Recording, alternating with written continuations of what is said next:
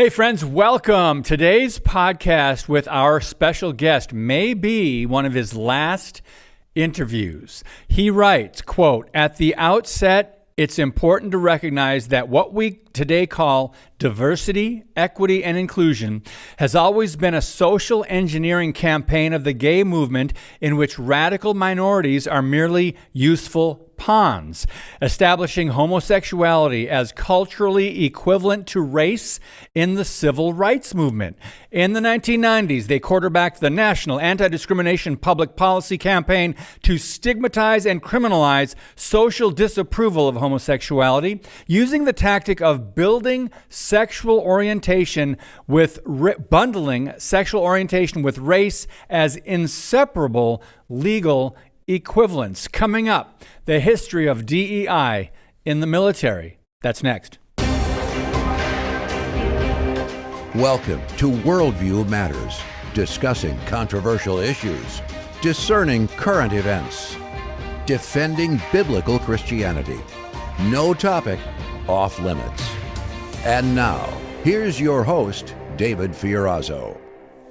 Well, friends, you're in for a special treat. This man has been fighting on the front lines in the culture wars for many decades, and we can learn a lot from his columns. We can learn a lot from his books, and that is author and pastor Scott Lively, human rights consultant and missionary with service in more than 50 countries. He's the author of 8 books, including Redeeming the Rainbow, and also he's got a brand new one we're going to tell you about in a minute. The website is scottlively.net. That's scottlively.net. And let's bring him on right now. Brother, so good to see you and spend some time again. Good to be back with you, David. God bless you, man. God bless you. So people know what we're going to talk about based on what I read from your article, The History of DEI in the Military. But before we start, I said something a little provocative. There it is. That you can find that on Scott's website or WorldNet Daily. And there's an also at WorldNet Daily, it says my final WND column as of February 17. My final column. So you had a health scare a couple months ago. Share what's going on with you personally and why I said this may be your final interview. Well, David, a couple of years ago, I decided that I wanted to retire from the culture war. It's been now, as of this year, I got started in 1988. Wow. And taking on battles, it's always been by the prompting of the Holy Spirit. Ever since I got saved, I've always sort of taken on battles that other people were not, aspects of the war that other people were not addressing. For example, in 1995, I published my first book, The Pink Swastika, Homosexuality and the Nazi Party, knowing that it was going to essentially prevent me from ever having a major leadership role in the national pro-family movement because it was just too controversial and too explosive. Mm-hmm. So I've spent all these years doing that. I was named a few years ago as the public enemy number 1 of the global LGBT movement. Because I had essentially become a missionary to the global pro-family movement and was having a lot of success in preventing their agenda in foreign countries, not here. They've just been too powerful here in the U.S. But I have been fighting. I was raised up as a culture war activist during the Reagan Revolution, and when the Reagan Revolution sort of faded away and gave way to the heavy rhino control of the Republican Party. I continued to work as a sort of behind the scenes and behind enemy lines activist for all these years. But I decided after all this time to, I've got a bunch of grandkids now, and frankly, with the reelection of President Trump, and the anti-DEI movement rising to such spectacular heights now in terms of power and effectiveness, I don't think I'm really needed anymore in terms of, I think the insights that I have are valuable and I'm always going to provide those. But in terms of taking on new battles and being where the fighting is the hottest and all that, I'm done with that. Well, and so I decided on my birthday in December of last year I would resign from the culture war. But just a couple weeks before November 25th, I had a heart attack. It's sort of like with the Lord sort of rubber stamping, endorsing that plan. Anyway. Well, thank you for sharing that with us. We're so blessed to have you on. If this is the last time, again, and now, Jeff, bring up our previous podcast with Scott, Confessions of a Hate Criminal. You guys can go to worldviewmatters.tv. That's worldviewmatters.tv. And in the search at the upper right, just put in Scott Lively to watch that one, or just listen to that one if you're just doing audio, because that shares a lot more of his background in the battle that you've been fighting, brother. I Googled your name earlier just for grins, and one of the first links that came up was the Southern Poverty Law Center. You're on their hate list, right? And so this, by the way, the mantle or the baton is being passed. There's a lot of great people doing some really good work. Let me mention real quick and get your response to Christopher Rufo. Yeah, he's the first name that came to mind. I've never met the kid, but in fact, I don't even know how old he is, or I've seen his picture. But he really has become a rising star. Robbie Starbuck. Yep. I applauded him in a column I did a couple of months ago. It's just the whole MAGA movement has decided to take this on. Finally, conservatives recognize the centrality of the LGBT agenda to the entire leftist juggernaut, right? It's always been the point of the spear, going all the way back before anybody was talking about left versus right. The LGBTs were planning and strategizing and building incrementally, going all the way back to the 1920s. And and I've been involved, like I said, since the Reagan Revolution. I've seen the culture war from the front lines and multiple dimensions of it all along. It was a single issue focus for me for a very long time, until I ran for governor of Massachusetts in 2014, 2018, and broadened to become a sort of full spectrum conservative at that point.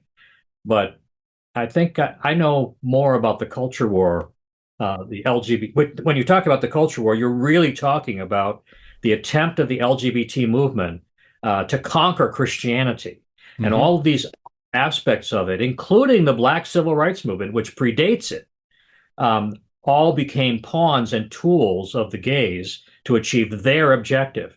And the way that you can tell, even, there's lots of evidence of that, tons of it.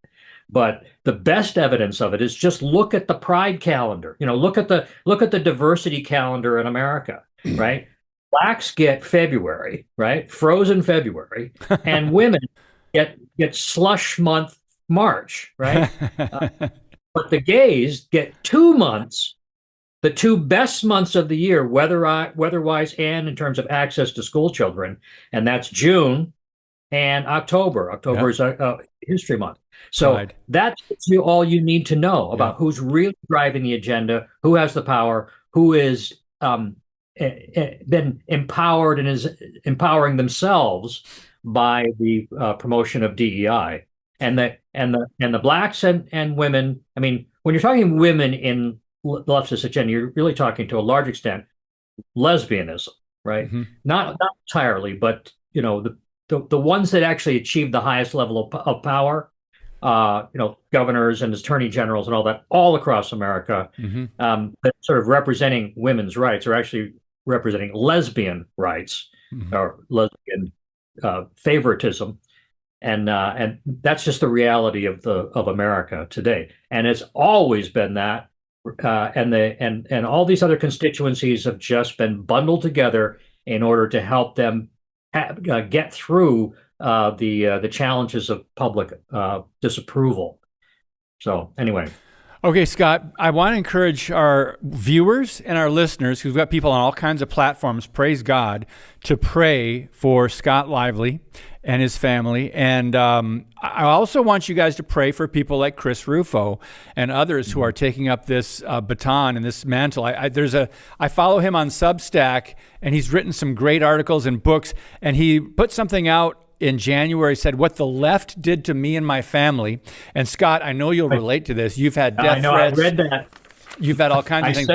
I made a comment underneath that story. It said, "Welcome to the club, brother." Yep. And I pray for endurance for people like him and people that are fighting this fight now. He says it in part, when I lived in Seattle, they put up posters around my neighborhood with my home address, telling insane lies about me and instructing activists to show up at my door.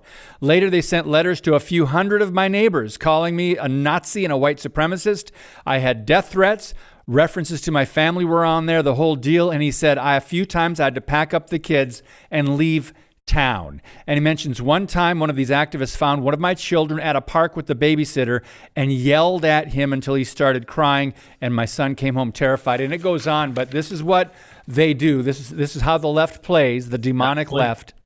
Go ahead. I've been there. Every single thing he's talking about, I have been through myself. They had, I'm writing my life story. And I'm writing it. I've been developing.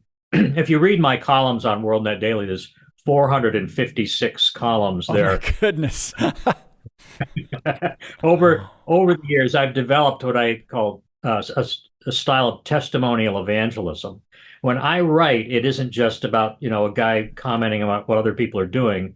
As much as possible, I have provided first-hand witness account of things that have happened. I bring up stuff in my past. I've lived that way, and I believe that's the most powerful testimony that you can have is something from your own experience you're expressing to people, using yourself as an example, like Paul did, right? Not for self-glorification, but for sort of certifying that you know what you're talking about because you actually have been there. You're not just repeating what someone else is doing or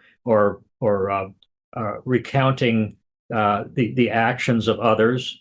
You're actually saying, "Hey, I did this. I saw this. This is what happened," and I pursued it. So now, in retirement, I'm writing my life story, and I'm writing it, doing it with this testimony evangelism style, as sort of like it's like a string of beads, right? In which it's like a timeline of my life, and that many of the stories along it are full booklets, or even books in some cases, because of for example, the lawsuit, the Smug versus Lively lawsuit. I spent 6.5 years in U.S. federal court defending against the claim that I was guilty of crimes against humanity for preaching against homosexuality in Uganda, and almost, and I ran for governor. This is another of the beads is the experience of being a nobody, in fact, a social pariah in Massachusetts, running for governor twice. The first time to break out of the Saul Alinsky box that they had me in, to poison the jury pool against me. Right? That was the idea, that the only way that I could overcome what they were doing, which I would have ended up. I mean, it wasn't a criminal case, so I wouldn't have been in jail, but I would have been completely wiped out.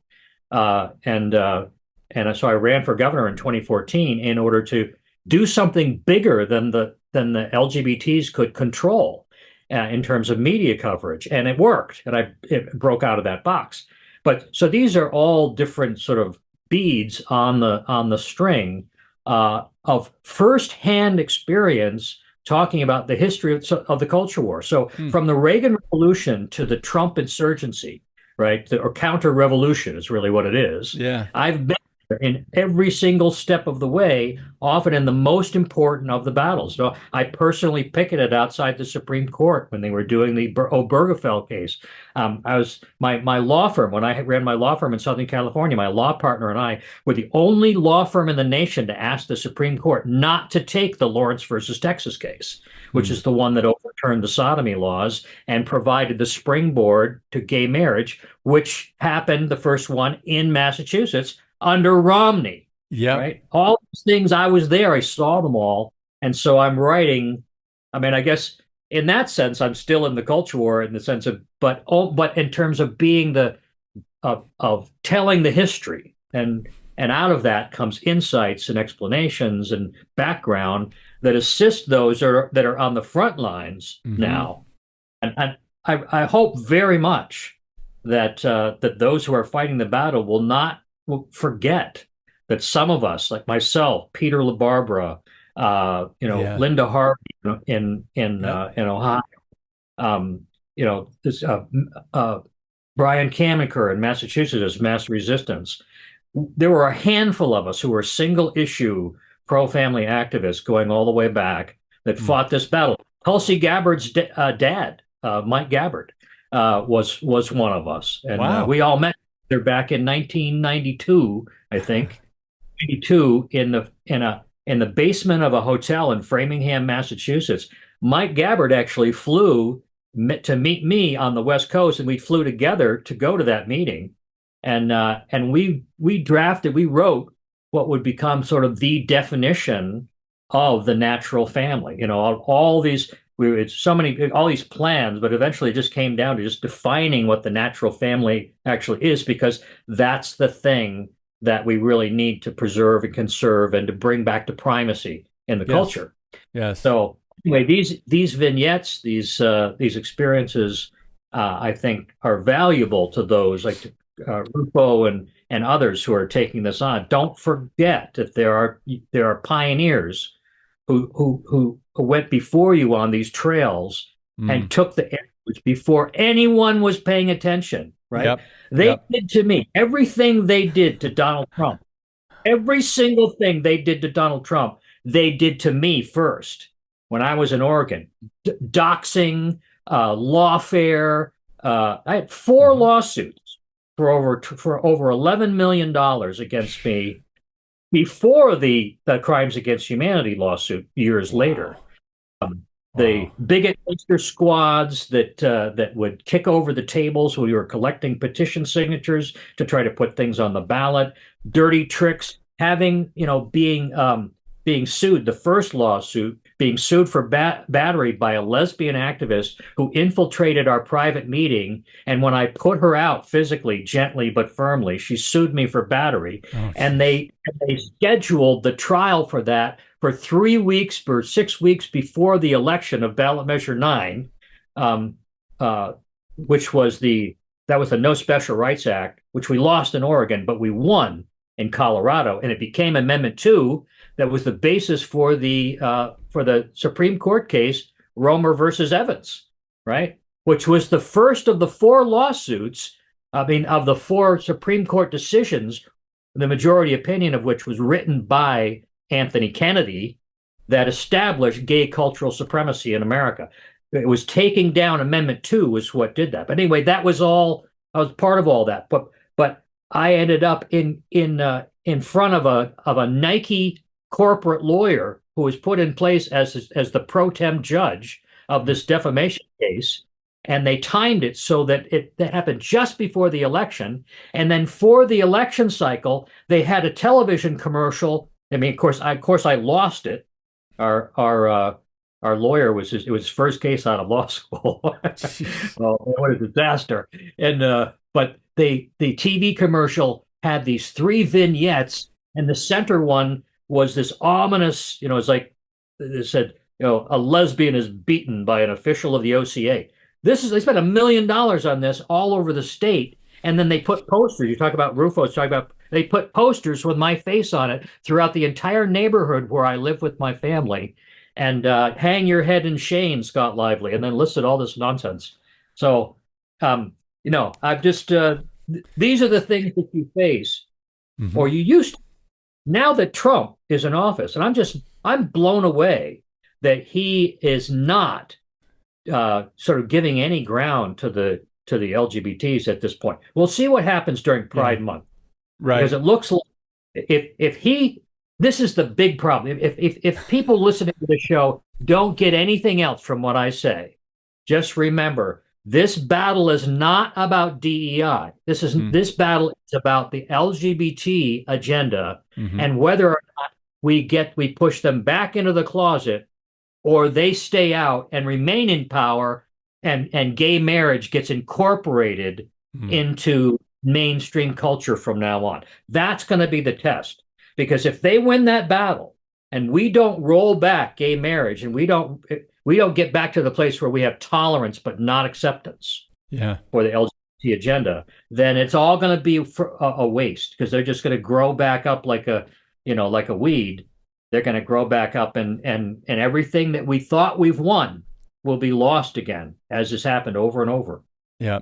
Hey, we got to take a brief pause. Shout out to one of our sponsors. We'll be right back with Scott Lively. Introducing Patriot Mobile, the wireless carrier that stands with you. We are committed to supporting the values that make our nation great.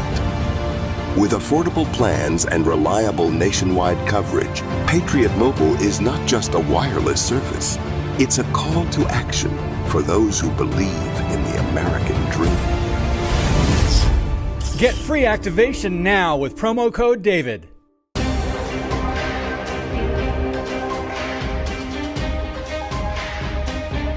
Hey, friends, thanks to you and, of course, God, our episodes have been surging across all the various platforms: Apple, Spotify, Facebook, Rumble, YouTube, our Freedom Project Media app. So praise God for the growth of Worldview Matters. Back to Scott Lively. By the way, follow us on YouTube. We have a new YouTube channel, Worldview Matters, David Fiorazzo. Scott, your take real quick on the the Democrat governor of Wisconsin, who recently wants mothers to be called inseminated persons. This was just in the news last week. Inseminated persons. He actually changed the wording of some of the language in one of these bills.